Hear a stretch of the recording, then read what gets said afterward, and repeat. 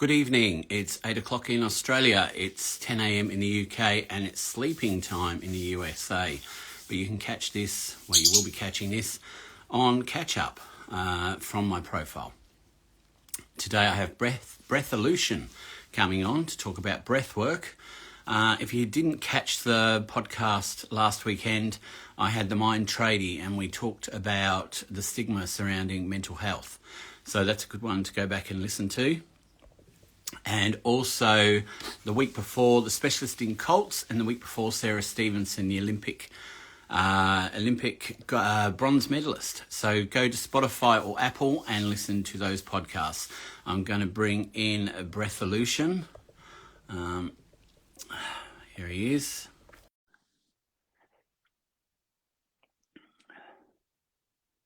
He's coming. There he is. Hello. Good morning, Dan the man. How are you? Good. And I don't know your name. Kev. It's Kevin. Kev. How are you, Kev? I'm doing fine, mate. Yeah. How are you doing? You okay? I'm going to pop these earphones on because otherwise I'll keep cutting you out. So I'm just going to wait for these to load up and then I'll put some earphones on. Okay, cool. How are you today?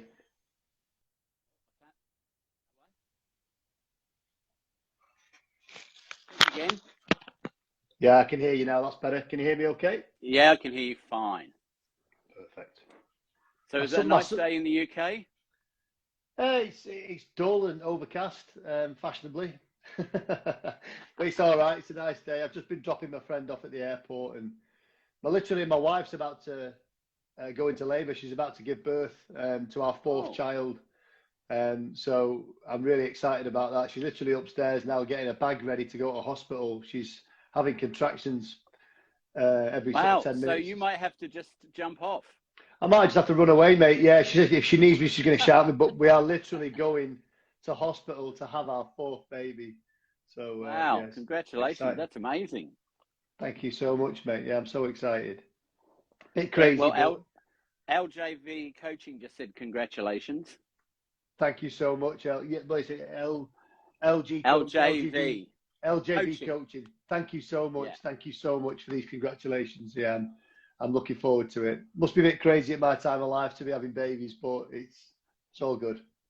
Oh, look, I mean, now you're giving me hope. I love doing that. So, look, we better get into it then if you might have to rush off. Sure. So, you work with breath work. You want to tell us what you do? Yeah, so basically, I founded Breatheloution about two years ago, 2020.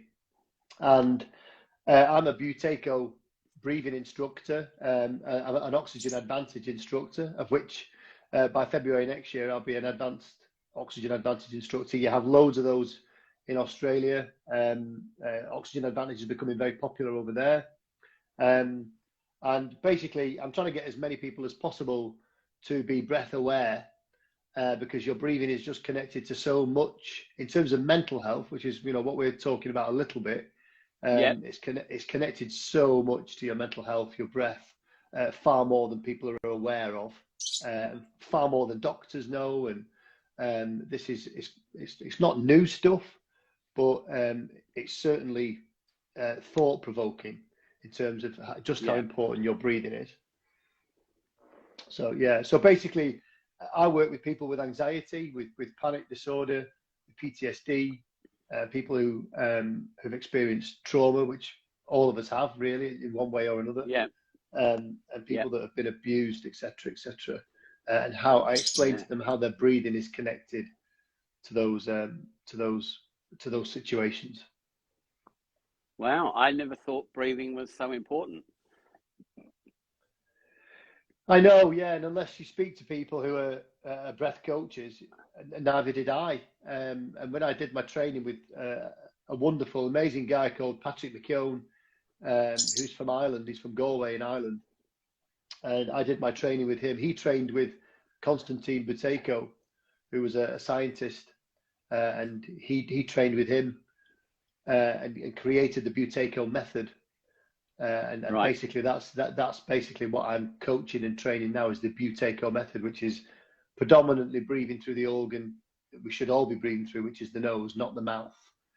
and a lot of mouth breathing is kind of triggering anxiety in the nature of it, unfortunately. So most of the people that I work with who have anxiety, I would say probably high 90% of the people that I work with anxiety are over breathing, or they're breathing through their mouths too much, they're snoring, they're sighing a lot, they're yawning a lot, and they're taking in these gasps of air sometimes when they shouldn't, you know. So I'm basically trying to make them more aware of what their breathing is doing in stressful situations. Well, look, I'll tell you something. When I had chronic fatigue, which was about 12 years ago, I always felt like I wasn't breathing properly. And then they put me on a CPAP machine, and then a couple of days later, my chest really hurt, but it felt like my chest had expanded, and I was actually breathing properly again for the first time in, I don't know, 12 months, because I was always saying to people, I'm so out of breath, and I wasn't unfit. I just didn't breathe properly, and I thought it was the chronic fatigue. Now I sleep with a CPAP every night, and now I breathe properly during the day. Sure. And the thing is that with CPAP machines, they're becoming more and more, I say more and more popular, but they're using them more and more now. And really what doctors should be telling you is to breathe through your nose at night. And there's no real reason why people, you know, can't breathe through their nose, unless it's because of a mechanical issue or a deviated septum, or maybe they have a restriction. Sure. And that makes it difficult. However, you can buy things that go up the nostrils, nasal dilators. And basically what I get most of my clients to do is to tape their mouths closed at night, which... Look, I did try that. Sure. But it didn't work for me. And that's okay, because I have a deviated septum as well, which I thought I got corrected when I was 19, but then found out when I had my nose cleared, when I had chronic fatigue, that I still had the deviated septum. Yeah. Sure. Yeah. Can you breathe through your nose at all, Dan? I can breathe through this side, and I can't breathe through that one. Through the other side. So this other side is blocked. So this one's pretty much blocked. And I went through an operation because they said my nose was all impacted. They cleared it all out. For about 3 days afterwards, I was breathing normally, and then all of a sudden this side closed up again. Come in again. Yeah. Chronic sinusitis. And the thing is, Dan, is that what we normally try to do is that when we assess people, we try to assess not only the mechanical side of their breathing, how are they breathing? Yeah. What are they doing to affect their breathing, i.e. smoking or vaping? And these things obviously affect how you breathe. But also you have to look at the biochemistry in the body. So if you've been over breathing for maybe a little bit too long, you change your biochemistry. So you can change how sensitive your chemoreceptors in your body are to building up of carbon dioxide. So if you narrow the passage enough, even breathing through one nostril, I can stand there and do that all day. Whereas somebody who's quite sensitive to CO2 will start to breathe through here. Oh, I feel as though they're not getting enough. Yeah. Now that feeling of that air hunger, as they refer to it as, that feeling of not getting enough oxygen, can be oversensitive chemoreceptors in your body, and that can be the result of overbreathing or chronic hyperventilation. So it all has a knock-on effect on the body.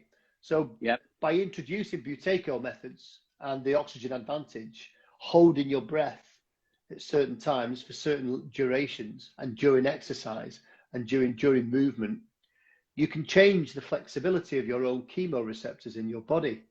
So when you initially get that hunger for I'm not getting enough oxygen, that starts to reduce.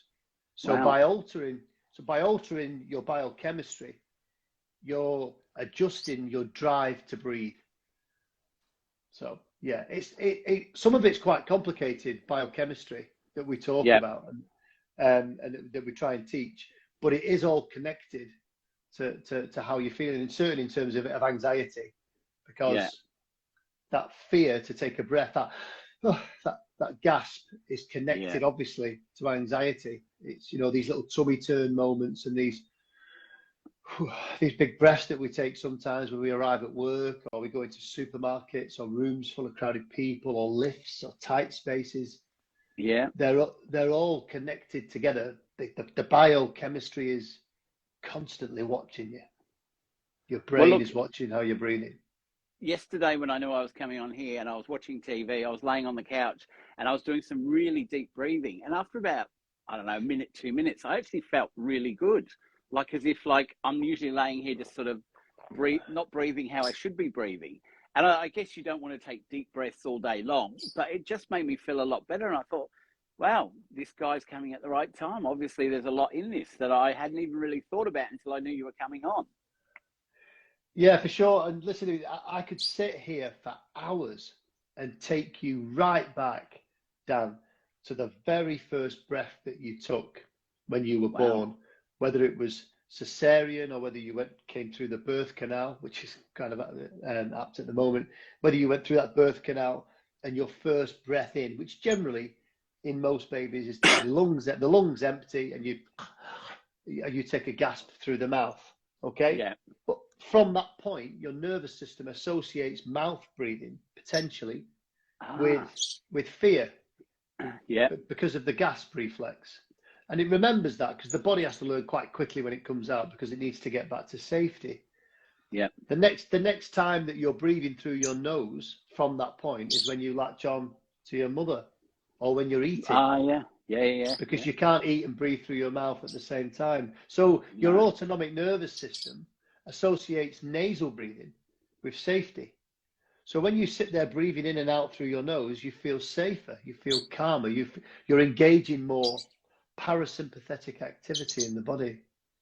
And there's a lot of talk at the moment about sympathetic nervous system, parasympathetic nervous system, the vagus nerve. And it's because there's a book called The Body Keeps the Score by Bessel van der Kolk. I'd say to all your watchers and listeners to read this book. And Bessel van der Kolk explains that the body has a way of remembering itself. Take away the human mind, the body, the vessel, the organism has to remember. It's how we find safety. It's how we find co-regulation. But it's doing it all the time, in every situation. The minute you change your environment, it alters your breath. The minute your breath changes, it alters your environment. They kind of work together with the pre-Botzinger complex in the brain. So it's a very complicated system. Wow. But I would say to anybody watching or listening, if you sit there and close your eyes and if you sit up straight and put your hands on your lap, and you take in a breath for 4 seconds and a breath out for 6 seconds, you instantly feel calmer. And I would say to everybody, try it. I'm going to do it now. I'm going to breathe in for 4. And then out for 6.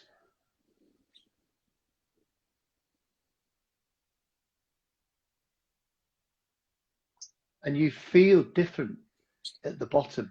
When your lungs are empty, you feel different. You feel more relaxed at 6. So that's you changing how you feel in your body with one breath. Yeah. So if we can use that as an anchor, and I know this works because I do it with hundreds and hundreds, thousands of people I've done it with now. You can use your breath as an anchor. And the reason for that is, Dan, is because your breath has always been with you. Yeah. From the minute you took that first gasp, it's with you every second of every day. 30,000 times per day you're breathing. Wow. By the time you get to 30, you've potentially took a breath nearly 500,000 times. And your body is completely and utterly dependent on oxygen. And when you leave this world, you leave on an exhale. You come in on an inhale and you leave on an outward. It doesn't come back. I've never ever thought of it like that. It's amazing. Yeah, and we can last for weeks without food, Dan, and we can last for days without water, but you can only last 4 minutes without air. So why don't they base more emphasis on it? Why are they not focusing in on how your breath is associated to how you perceive environment, how you perceive the cold, how you perceive other people? So socializing, regulating in social situations, co-regulations, relationships. Your breath is connected to every single moment that you've ever been through, and your body keeps the score. It remembers it. So it remembers when you're frightened. And you know, have a think about your breathing when you're frightened, when we're talking about anxiety. You don't have panic attacks breathing through your nose. You're not crying breathing through your nose. You're not fretting breathing through your nose. You're generally on the mouth. And that's how the body kind of remembers fear. It's connected to mouth breathing. That's why panic attacks are because it's putting you into mobilization, fight or flight response. When you're crying, you're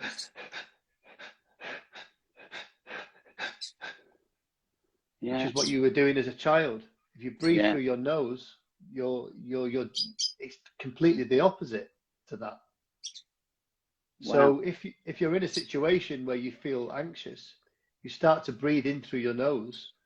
It's not easy. It takes practice, but anything that's worth anything in this world is obtained through practice. So if you're in situations where you feel vulnerable, close your eyes if you can, obviously not driving, but you know, if you feel anxious, stop and breathe in through your nose and breathe out through your nose. It could almost, in terms of Bessel van der Kolk's work, it could almost be taking you back to the breast of your mother in terms of how your body feels. And there's just so much more connected to it. The papers that I read and the work that I read is phenomenal, you know, and the people that I work with who are using the breath to anchor themselves and feel present in the moment rather than constantly in their heads all the time are finding it life-changing. Do you think with mental health that over the last 10 years we have started picking up on some of these things? Because I guess when I trained as a counsellor, I think it was 12 or 15 years ago, we were just starting to, as counsellors, we were just starting to bring on things like mindfulness, meditation, and stuff like that. And at the time, I was a bit like, I don't know about this, you know. But now you see that a lot of government subsidised mental health, they talk about mindfulness and breathing and stuff like that.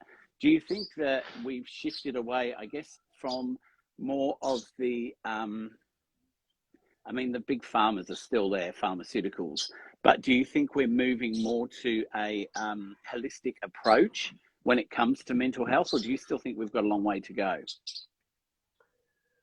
I still personally think that there's a really long way to go, but of course you're not going to change habits overnight.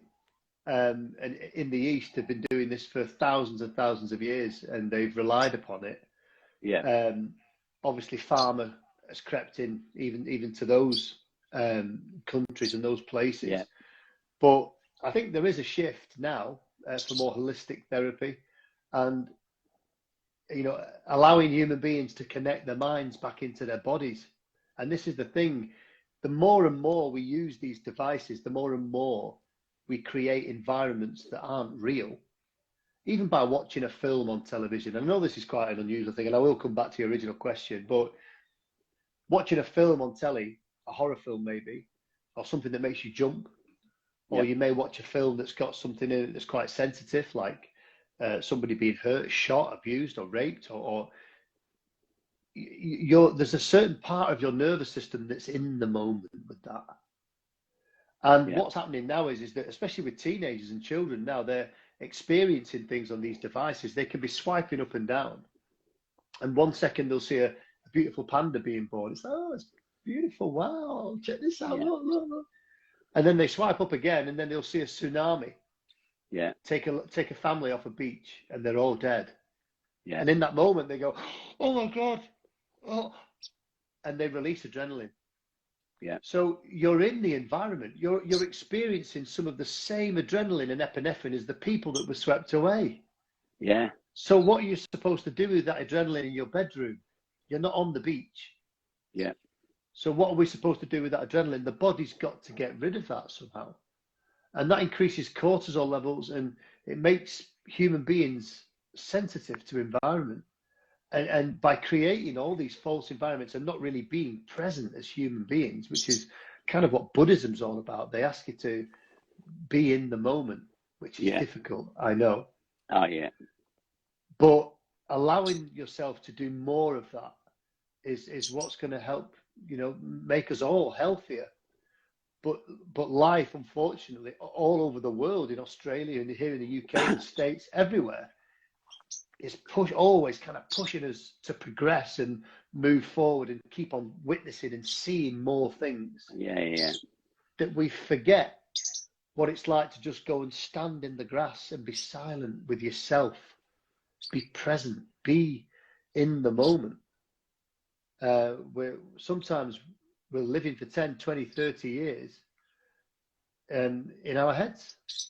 Yeah. Not actually living, catastrophizing, overthinking, and never actually being alive and Fully living present. and fully present. Sure. Yeah. So I think there's a long way to go. There is a shift. It's getting much better. I'm getting referrals from therapists to introduce them into this work. Breath work isn't for everybody. That's what I was just going to say. Do you think that, because I was just thinking as you were talking, I know when I was counseling, you would get people who you'd say, okay, so we'll do some mindfulness, and then I want you to go home and do some of this. And then the next week they'll come back and go, oh, no, it didn't work for me. And my mum especially, like I tried to get her to do it. And when I sit there with her, she does it and she's calm and relaxed. And you'd see her tremor in her hand with Parkinson's would calm down. And she'd be breathing really good, and I'd be saying, you're on a beach and you're relaxing.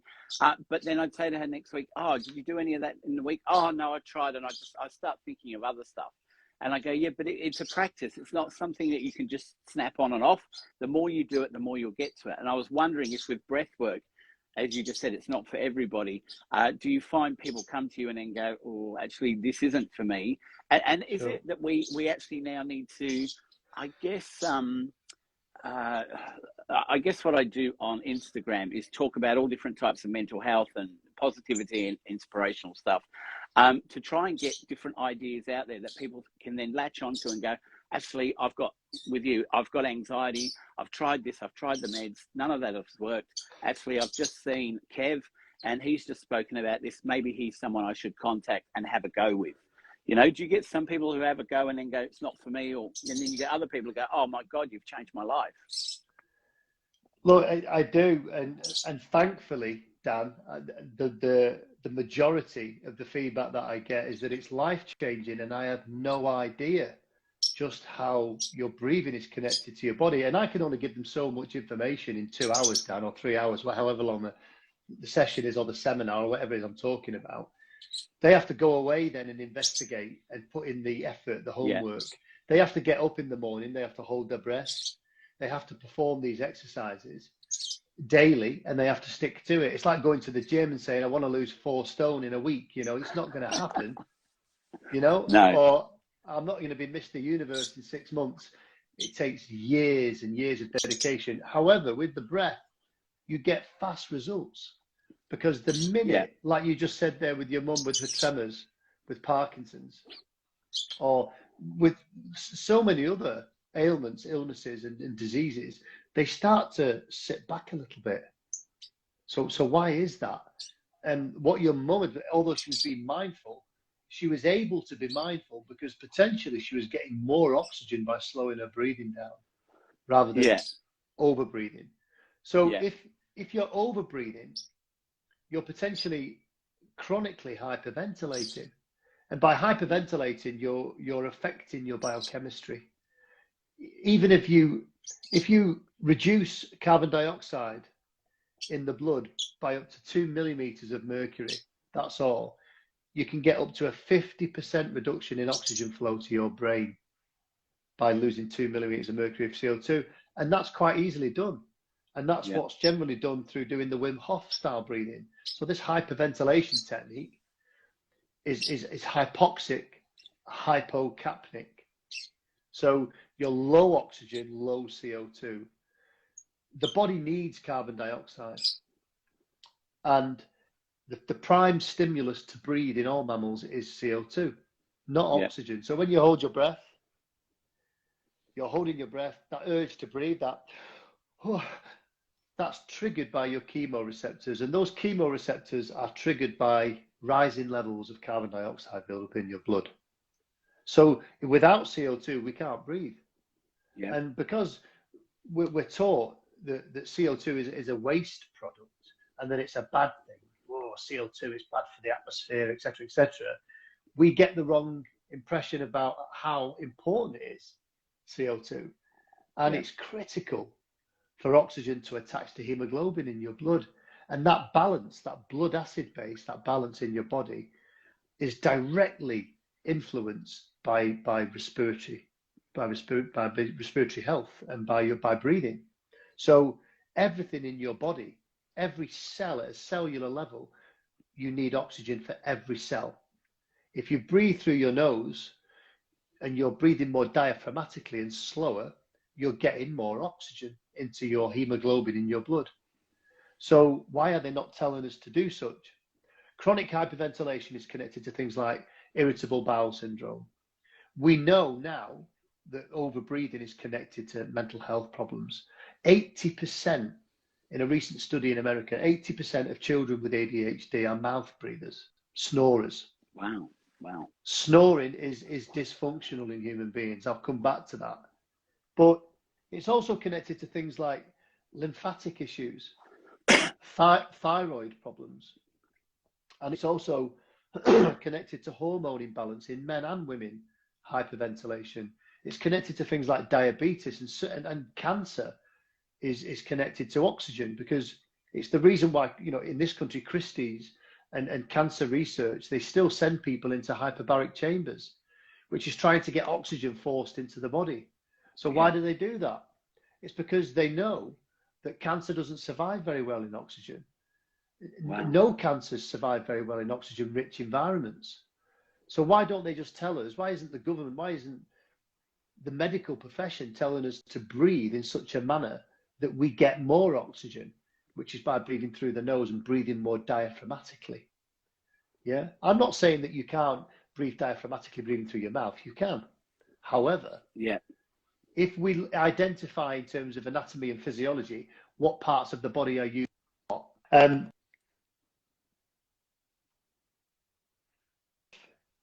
we open the mouth, look in the mirror, identify one thing in your mouth which is connected to your respiratory health.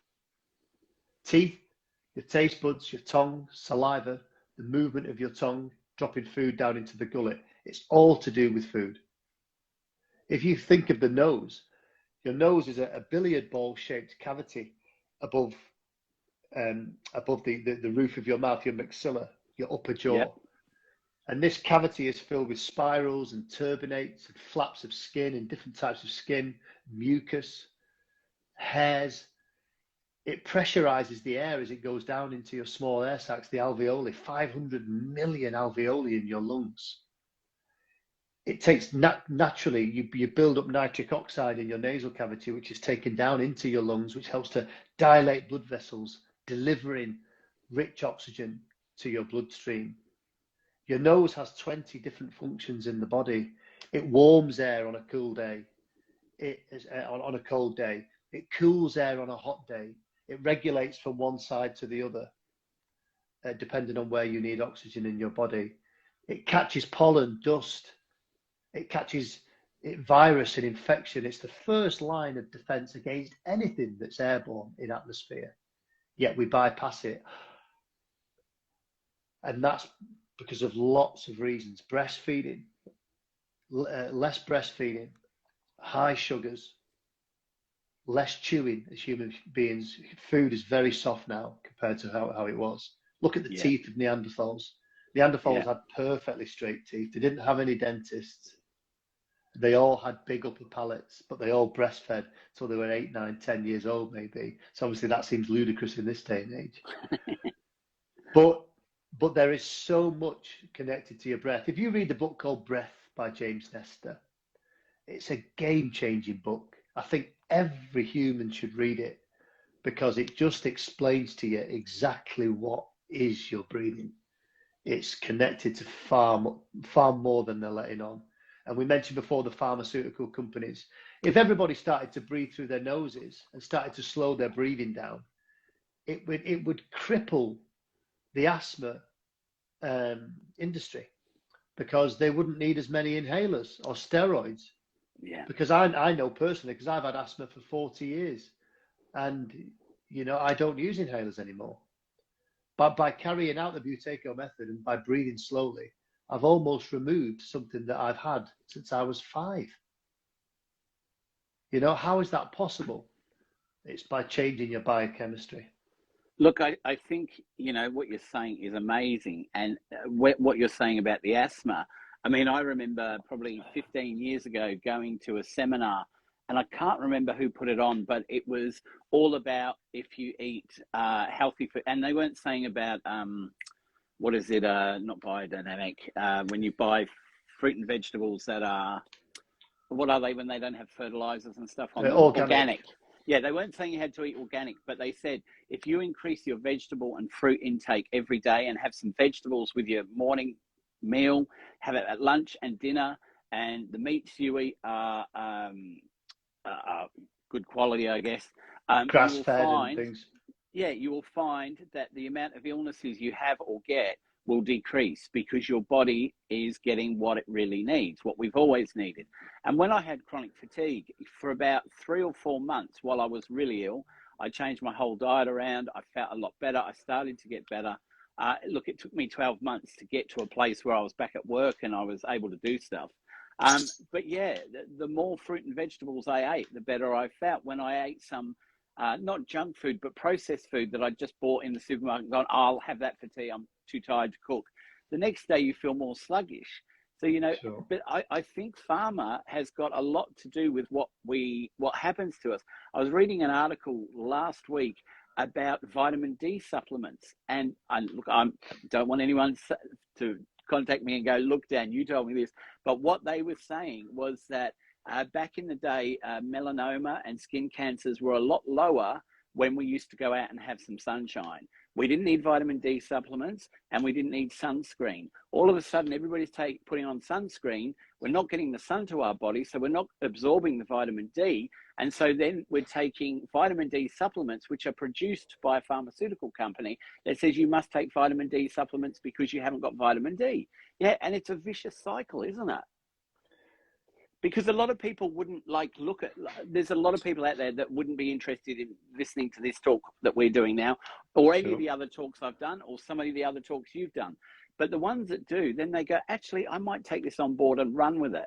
And that's what we want. That's why these things are important, because we spread information and it's free and people can take it or leave it. But if we rely on pharma, we're just going to keep popping pills, I mean, even fish oil pills. Why don't you just eat a piece of fish? Sure. You don't need the pill. No, this is the thing, yeah. And liver pills, they're making pills for everything now. And look, I'm not saying that, obviously, pharma has its place. Of course it does. And yeah, there was times in my life, Dan, when I was depressed and I was anxious, I was suicidal. I tried to take, my own life, and I needed the sertraline, I needed the citalopram, I needed the fluoxetine in my system to stop me from going, from being pushed over the edge when I didn't know what I know now. So it served its purpose and it saves lives. It really does, but it's overused. And a lot of the time, a lot of human beings, most human beings, if you witness them when they're anxious, they're very, very, they're very, how can I put this? They're oversensitive to environment. When they come to see me, they're checking for exits all the time. They feel uncomfortable, and there's nothing there to feel uncomfortable about. There isn't anything there that's any stimulus in the environment to feel frightened. So what I would ask everybody is that when you get into these situations where you feel vulnerable, what is making you vulnerable?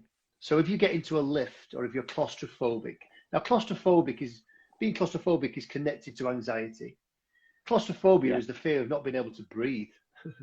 And because your body needs you to breathe 30,000 times a day, your breath is then connected to the fears that we have.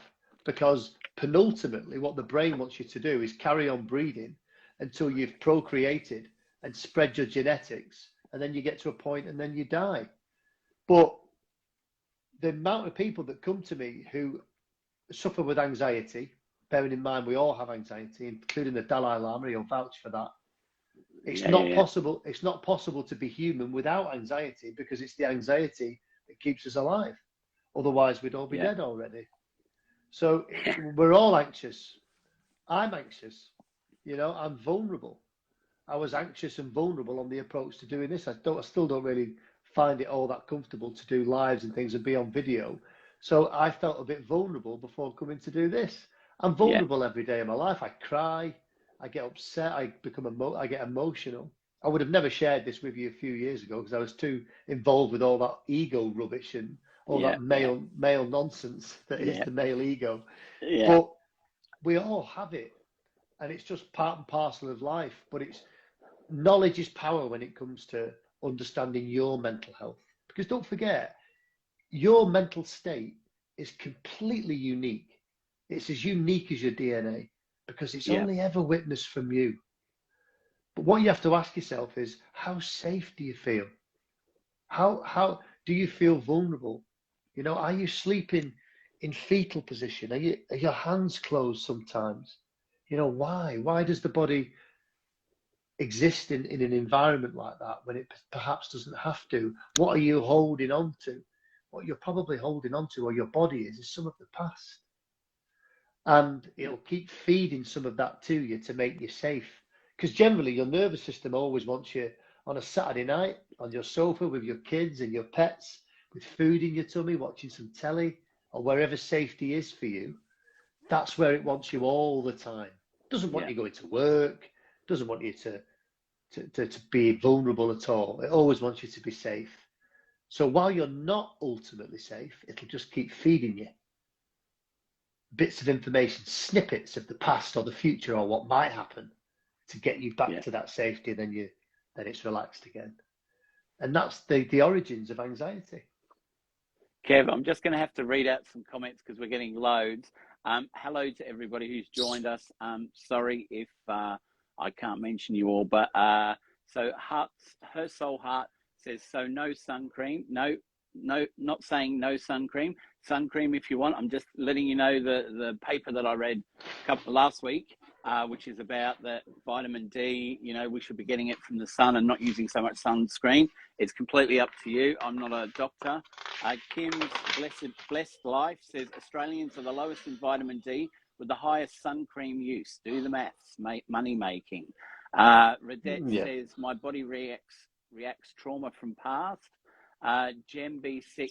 So the new thing they're saying is fish has too much mercury in it and other chemicals, so take a pill instead. Well, I mean, I guess with that we need to look at what the marketing department is doing and whether it's true or not. Look, there's so much information around what we should and shouldn't eat, and it's just up to you what you want to do. I mean, I know that if I eat a piece of fish, I don't get a really bad stomach. If I eat fish pills, my stomach, I get all that acid and stuff. Her soul heart says sun cream has helped recently with skin health. I never used to top up, but skin health has helped. Vitamin D food helps, but not sure on no sun cream altogether. No, look, that's your choice. And there is vitamin D in foods. There's vitamins in everything. I just think over the last 20, 30, 40 years, they've got so used to flogging as many vitamins as they can. And a lot of the vitamins that are out there, we actually get from what we're eating anyway. So just research what you're eating, what vegetables and what you're getting in there. Danetti says, glad you are here. Yes, anxiety is everywhere. Jem says, that's so refreshing to hear that you cry. It's so normal. Robbie Williams, Victoria Beckham had high mercury eating too much fish. What else have we got? One Blue Princess, 100% agree. And getting from food. All right, I think we've caught everybody up. There was so many comments that I missed. I'm sorry, but this is an important thing we're talking about, and you know you want more information. So yeah, keep your questions coming in or comments. I'll get to them if I can. But it's important to hear what Kev's got to say, because if you weren't here at the beginning, Kev's having his fourth baby sometime today. His wife's having contractions, and he might have to run off in a minute. So we want to get as much information from him as we can. Yeah, for sure. I just saw somebody there that says, I wish I could cry. And I'm always really aware when people say things like that, because your vulnerability is the greatest source of your strength. Don't be afraid. it's difficult sometimes to be vulnerable and to be open and to surrender to people. If you feel vulnerable, it's difficult to be vulnerable in front of others, especially when in the past somebody may have not been very careful with your vulnerability. So then, say for instance, it's a relationship. If you've been vulnerable and somebody's not been very careful with your vulnerability, you'll struggle then to go forward and allow your vulnerability to be open. In other relationships, you may keep a bit of a guard up because you just don't know what they're going to do with your vulnerability. Yeah. But by holding on to that sort of thing, you won't be able to cry.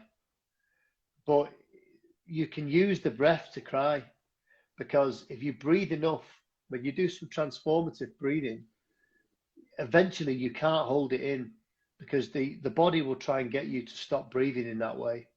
So it'll generally use the most emotional thing from the past to get you to stop, which is why the BBC ran a program in this country with Wim Hof, and you see all the celebrities bursting into tears when they're doing this heavy breathing. And that's happening for a reason, because the breath is so connected to your past that it'll force you to stop, and it'll use the most emotional thing. You'll either see it or you'll feel it. But by crying or by becoming emotional, you'll stop over breathing. So it kind of wins, the nervous system wins, gets you to stop doing it. But it makes you see that emotional time again, maybe, or it allows you to process it, which is why transformative breath, etc., is becoming very useful for people that it works for. Like I say, it doesn't work for everybody. And in terms of the sun, the vitamin D, apparently there's a certain time in the morning where the sunlight is quite good for you, up until sort of about 11 a.m. It's good to get that sun on your solar plexus, and it's good to open your eyes and get some of that early sunlight in your eyes, not peak.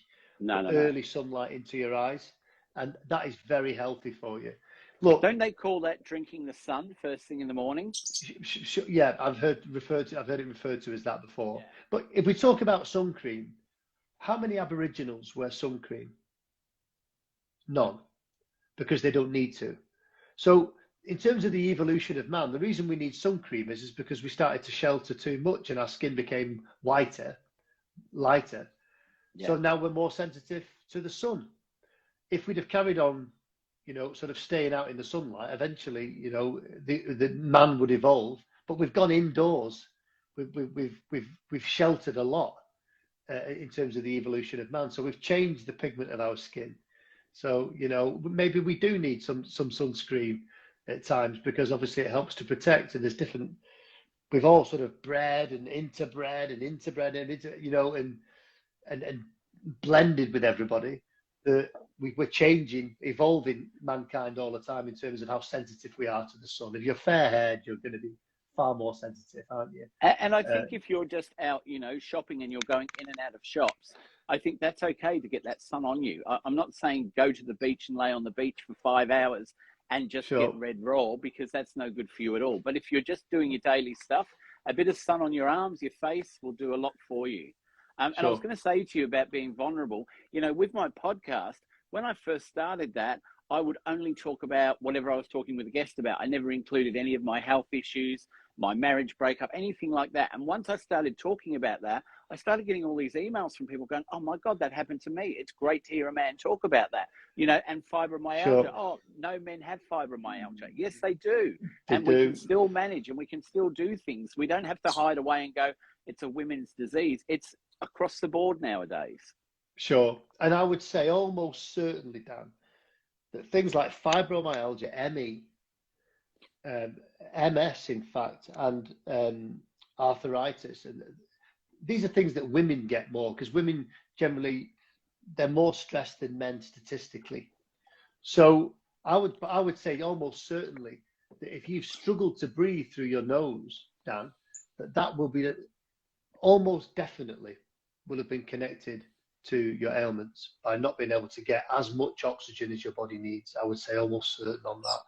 But you mentioned it there. It's moderation. That's the thing. If you go out and spend all day on the beach, you're gonna increase the chances. And the same with eating fish.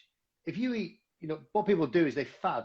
like Victoria Beckham or whoever it was, that she'll eat fish for every meal for 2 weeks. You know, that's going to increase your mercury levels. You know, we wouldn't have ever done that at any time. We'd have foraged for food, ate some of it, and then foraged for something else. Yeah. Things are too readily available now, and this is what's changing about mankind and about the cold as well. And everybody's trying to get into the cold at the moment because we don't get cold, you know, and we don't get cold enough. And we've only evolved as mankind as we have because in the past we've been bloody freezing, really cold. Whereas now we go in the winter, and I think it's your winter just gone, has it? I think. Or we're just in spring at the moment. You're in spring, so you've just had your winter. But in the past, people, your ancestors in Australia, they would have been really cold. But now there's central heating. You've got central heated and air-conditioned shops. You come out of the hot shop into your hot car, heated steering wheels, heated seats, into your hot house with your North Face jackets and clothes on and your robes and heat. We're never cold. So if we take away that element that man evolved with, it changes mankind forever. It changes how you adapt as a human being. So by getting in the cold, you're creating resilience. You're creating your human adaptation, your own, which is what Wim Hof is trying to push out there at the moment. Wow, amazing, Kev, amazing. So it's powerful. It's powerful stuff. It is. But your breathing is just so important. It's connected to everything. I mean, literally, when I first started to do this, Dan, and I'll just make this quick, but when I first started to do this, my instructor, Patrick McKeown, you know, he'd say, you know, tape up when you go running, but tape over your mouth when you go running. I thought, surely that's not possible. I wouldn't be able to do it. I tried it, and I made it I got to about 500 yards, and I was, I panicked. I took the tape, and I was like, no, this isn't possible, surely. It took me 6 months, but I ran a half marathon with my mouth taped shut. Wow. And I trained almost every day in lockdown, and I was running and I was breathing through my nose, taping up. My nose was burning, my eyes were watering sometimes. It was very tough. And sometimes the CO2 would build up in my body so much that it made my vision a bit pixelated. I'd have to stop and recover. But it changed my biochemistry forever. You know, and it works, you know, and I feel good for 26 miles. I feel good to run a marathon with my mouth taped shut, and I'm 46. Don't let the grey hair fool you. Look, what you're saying is right, because actually before I ever used a CPAP machine, I used to use those snoring things to open my nose. And it was the only time, because of the deviated septum, that I could actually breathe through my nose, no problem. And I used to think, I wish that they had one that I could wear during the day that no one could see, because that would be amazing, because it just opens my nose up and I can breathe really well. But without that, because I can't breathe through that side, I breathe this way for a little while, and then I start going, oh, it's too hard. But while we've been talking, I've been trying to focus on breathing through my nose so that I can see the difference. And I can see the difference. My brain even just feels a little bit better. Yes, because it's getting more oxygen. And look, it's not until you notice it that you start to make a difference. I used to snore every night, Dan, and I was constantly getting up to go to the toilet in the middle of the night. And these are just some of the things that happen if you get into bad breathing habits. If you snore at night, it's probably because you're breathing through your mouth during the day. We're creatures of habit, human beings, and breathing is a habit. It's habitual. So if you breathe through your mouth during the day, you're going to breathe through your mouth during the night. You're going to breathe through your mouth during exercise, which is panting. Yeah. And I was 4 days, maybe 4 or 5 days into taping my mouth shut at night. I've never been to the toilet at 3 o'clock in the morning since 18 months. I've never been up at 3 o'clock in the morning. And when you're breathing through your mouth at night, you're kind of telling your brain that you're a bit frightened, even at night, because it associates mouth breathing sometimes, or shallow breathing, to being frightened. Your body then can sometimes then drip feed you adrenaline while you're asleep. But also your body can't regulate your hormones correctly at night. So your body stops producing a hormone called vasopressin. And vasopressin is responsible for distributing fluid through your body through osmosis while you're asleep. Now, if you stop producing vasopressin in enough amount, enough quantity, it just dumps the fluid in your bladder. So you end up going to the toilet when you wake up. And I was up every night, 3 o'clock, without fail. And I've not been up at 3 o'clock since, because I always breathe through my nose at night. All right, when I've had a cold, or I've not been able to breathe through my nose, or I've had COVID, I had to, take the tape away and just manage through. But once that cleared and I got back to normal again, I take my mouth closed, straight the way across, and try and sleep on my left if I can. And I don't snore anymore, and I used to wake up my wife constantly.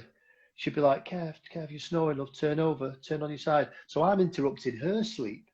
Yeah. Snoring is dysfunctional in human beings. If you look up what snoring is, nobody should be snoring.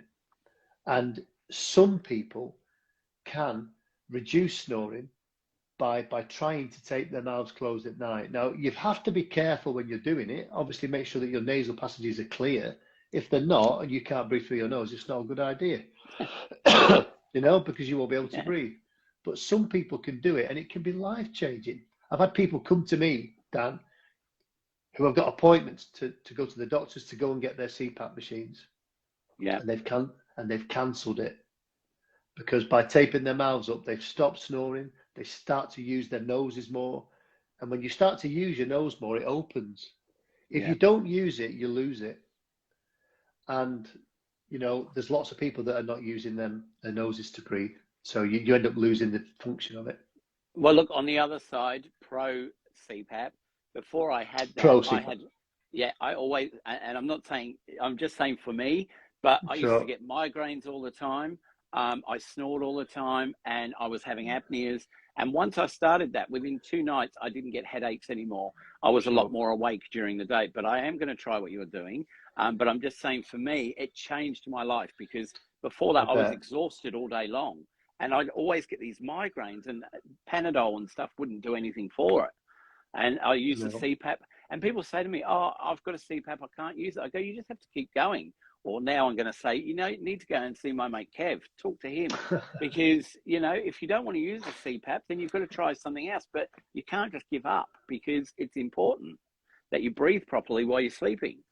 For sure. But not only breathing while you're sleeping, because we're creatures of habit, if you change the way you breathe throughout the day, it's going to affect how you sleep at night, because the body gets into a rhythm and your biochemistry changes. So if you go out, let's say you take your dogs out for a walk, and you're normally used to breathing through your mouth, close your mouth, put a bit of tape on your mouth while you're walking the dogs, or you're walking up a steep hill. And rather than tearing the tape off and trying to recover through the mouth, what you would normally do, try and see if you can just stop or slow down and then recover through the nose. Give the body something to adapt to.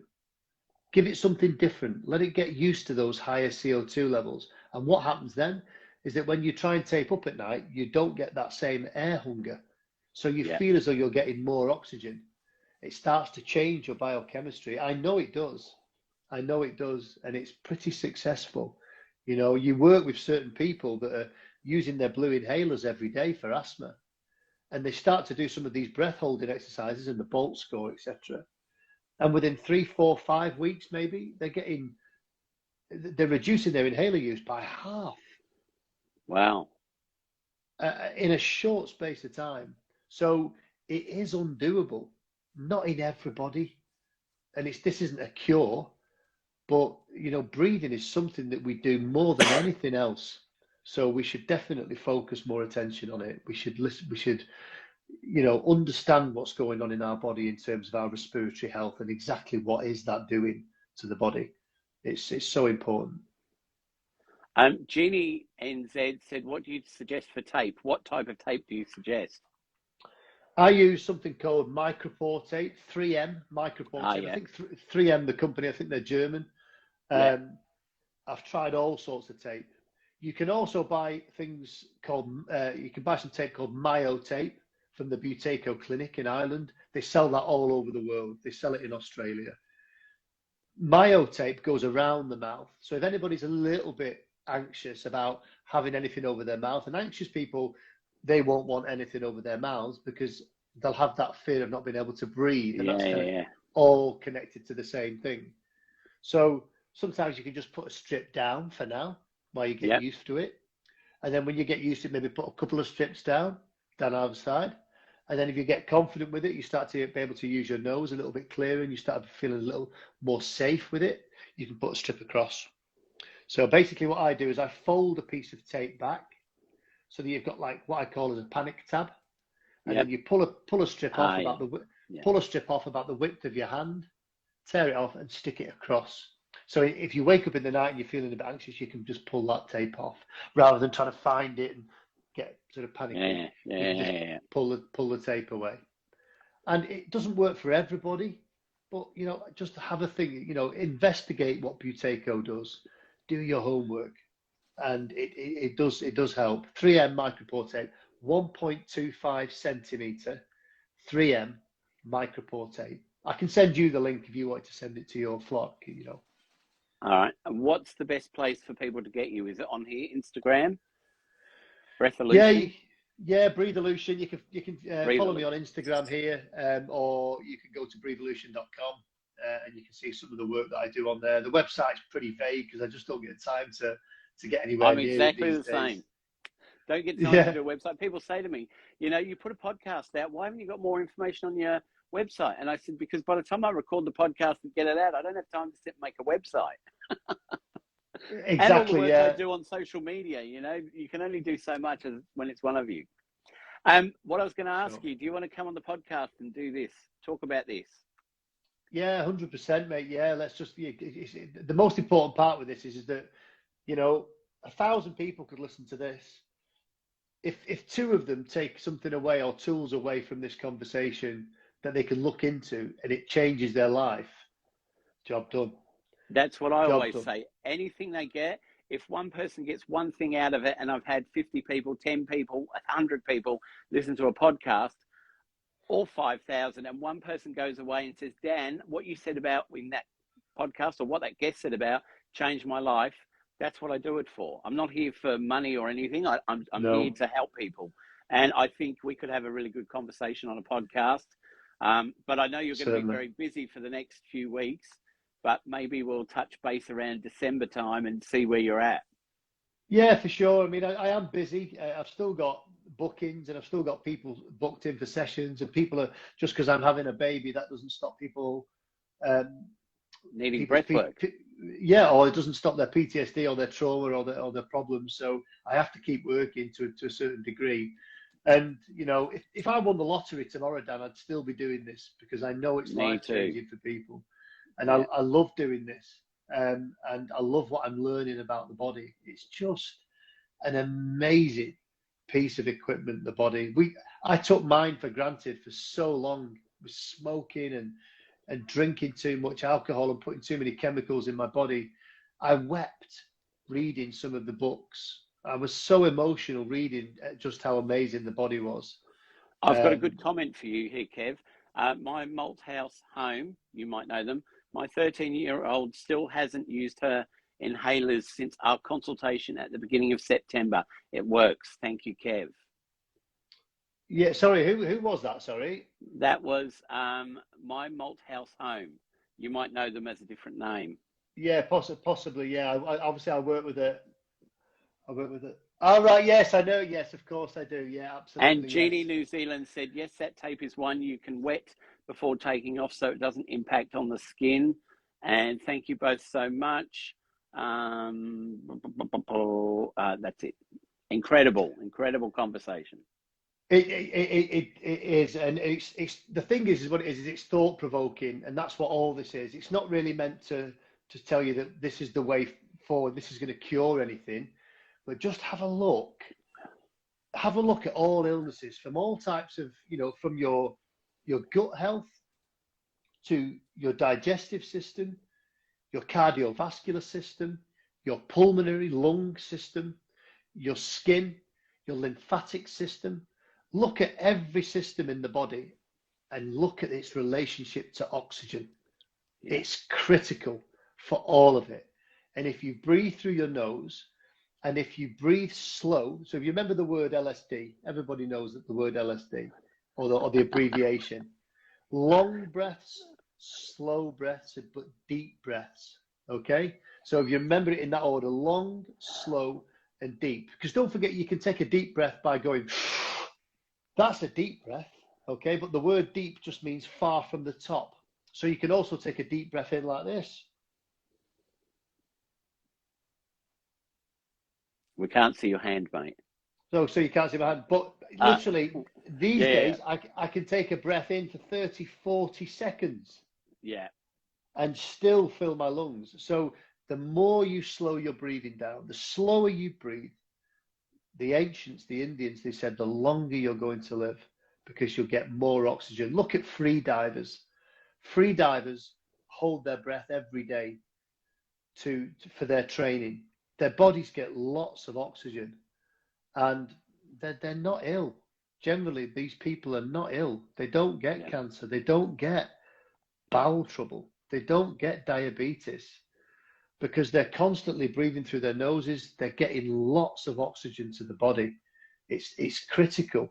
Oxygen is connected to so much. And if you take away the biomechanics, the biochemistry, the resonance, the frequency, the amount of times that you're breathing per minute is also critical. You know, how many times should we be breathing a minute? Maybe 10 or 12 times per minute. Most people are breathing double that. Yeah. You know, if you go into acute coronary wards, people's respiratory rates are 25, 29 breaths per minute. Wow. That's double what it should be. And, you know, if you see people in palliative care and you see people that are on their way out, how are they breathing? They're like this. Yeah. And I'm sorry if that's triggering because a lot of us would have seen that. Yeah. But look at how they breathe. There's no coincidence there. You know, if you breathe slowly, like a baby does, diaphragmatically and in through the nose, it's directly connected to your health and your mental health connected to that. Kev, I'm going to try this. I'm going to connect with you soon for a podcast, and I might even connect with you for some deprogramming of how I breathe at the moment. Yeah, I mean, those, I'll send you the link for those dilators. They're just cone-shaped bits of plastic. They're uncomfortable at first, but they really do. They come in various sizes for different shapes of noses, obviously, in different cultures. But if you push those dilators up your nose and take your mouth closed at night, you'll be able to get oxygen. Can you use those dilators during the day so you can breathe better? Of course you can. Yeah, there's a thing to stop them going all the way up that stops at your septum here. Yeah? So they just push up your nose. You can't really see it. It's just clear plastic. It will obviously make your nose look a bit wider. But as long as you're not bothered about that, footballers use them, rugby players use them, cyclists use them to make sure that they're training their nose to breathe again. Once you start to dilate your nasal cavity and open it up and use it daily, it starts to perform better. I was always bunged up, Dan. I'd wake up in the morning with a stuffy nose. I'd wake up with rhinitis, sinusitis, the things that you've probably had, you know, and waking up in the morning with a dry mouth, cold hands and feet all the time, yawning and sighing all the time in afternoons. I don't do any of that stuff anymore, any of it. I don't have hay fever anymore. It's disappeared. I don't have allergies. It's all stopped because I use my nose constantly. It feels alien to breathe through my mouth, if I'm honest. Right. And it used to be the other way around. When I first started this, breathing through my nose, I used to feel unusual. And that says a lot, doesn't it? It says that I was breathing through my mouth. And I've had ADHD all my life. You know, I struggled at school. I couldn't concentrate. I couldn't read. You know, I kept reading the same line twice and then having to go back and read again. You know, because I'm not taking it in. Why? Because my mind's all over the place. Yeah. And people will recognize this. People with ADHD who are watching this. If you're in a club or if you're in a place where there's lots of people talking and you're talking to somebody, have you ever found that you can't hear people? And you're like, why is everybody else managing to talk in this environment? It's so noisy in here. Why is everybody else managing to talk and hear the people that they're talking to? Why can I never hear people? It's because with somebody with ADHD, you're sensitive to the environment that you're in. You're not just listening to the person in front of you or snippets of it. You're listening to the person who's got the gin order wrong behind you. You're listening to this woman over here having an argument with her boyfriend. You're listening to that person over there. You're looking at where the exits are. you're hypersensitive to your environment if you've got ADHD. Because why? Because potentially you're always breathing just a bit too shallow. You're always telling the mind that you're a bit frightened. You're not really getting enough oxygen, So just by being aware of something like that can help you to change how you breathe in that situation. So the minute that happens now, when I go into having a conversation with somebody in a room full of crowded people, I close my mouth instantly. Wow. When they're talking, I'm breathing slow, in for 4, out for 6. I'm breathing really slowly. I hear every word they say. All right, I'm going to try that. So yeah, it's all about perception of environment. All right, so Don't Bottle It Up says, awesome live, thank you both, brilliant. One Blue Princess gives us a whole row of hearts. Redette says, yes, I know, Kev. One Blue Princess says again, powerful. Wow, so good to hear. I've been breathing through my nose for the last 20 minutes and it feels incredible. That's off the scale. The 13-year-old girl was, I think it was Ava, I think her name was. But yeah, she had asthma, and yeah, so it's a success. It needs to keep going, but it is a success. Sorry, I'll let you carry on, Dan. Look, her soul heart said, absolutely, we'll try. One Blue Princess says again, thank you so much, especially having anxiety. It has calmed my body down. Amazing feeling just doing this. There you go, Kev, you're already working. Sure, yeah, but not me. But it's all in you. You see, it's all interoceptive. The minute you change yourself, your breath is it's your best friend, because it's always there. It's there from birth. It's there as you go to school. It's there when you're on your own in the playground and you don't have any friends one day. It's there with you. Your breath remembers. It's there when you're 13 years old and somebody dumps you at school. Ooh. It's there when you get older. It's there as you go into your exams and you're frightened. It's there when you have amazing times. It's there when you have happy times. It's there when you laugh. Your breath is connected to every emotion and feeling that you've ever experienced while you're alive. Your breath is connected to every moment that you ever go through. It's life force to the body. So use it as such. Be breath aware. And it changes your life. Kev, you coming on has been amazing. I mean, I've enjoyed it. I've really enjoyed it. All these people have enjoyed it and got so much from it. And it's like we said earlier, it's about us giving up our time for people to listen to new things and get new ideas and go with them. So, I hope some of these people connect with you and follow you and, ask you questions. And brilliant, mate, brilliant. I was a bit hesitant coming on thinking, God, what am I going to say? I'm not going to know anything about this. But it's just brilliant, mate. You've really made me think about things in a different way. Well, thanks so much, Dan. Yeah, and it's kind of perfect, really, that you talk about CPAP, because I talk about that every day, and snoring, and that's made it easier for us to have this conversation. And some of the ailments that you spoke about, the fibromyalgia, and have a look at the connections with these things, with oxygen and how you breathe. It's fascinating. The more we learn, knowledge is power when it comes to how we're feeling. Algebra's okay. History's okay, geography's okay. They come in handy. I'm not sort of putting anybody's work down. No. Teach kids how to breathe. Teach children how to use their breath as an anchor. Then they're not going to be as frightened, and they're not going to feel as vulnerable. There's a lot to say, isn't there? There's a lot to say about teaching kids a whole cycle of different things. Breathing, about your emotions, that it's okay to cry. So many things that when you're a kid, you're told not to. And then all of a sudden, as an adult, people go, well, why don't you cry? And you go, well, I've always been told not to cry, Sure. So it was good that you shared as well about that you cry, because a lot of people, especially men, think I can't cry or I shouldn't cry or someone's going to laugh at me if I cry. It's good to cry. It's good to let it out. That's how we get rid of blockages and emotions and physical stress and stuff like that. If we bottle it all up, it just sits there. 100%. Don't hold that in. Let the body do what it does. Like kids having a tantrum, stamping your feet on the floor, screaming into a pillow, whatever it takes. Get rid. Yeah, it's filtering it back out, isn't it? Sure. Yeah, it's so important. Thank you so much for having me on, Dan. Absolutely brilliant. I loved having you. We'll be in contact, and good luck today with your child.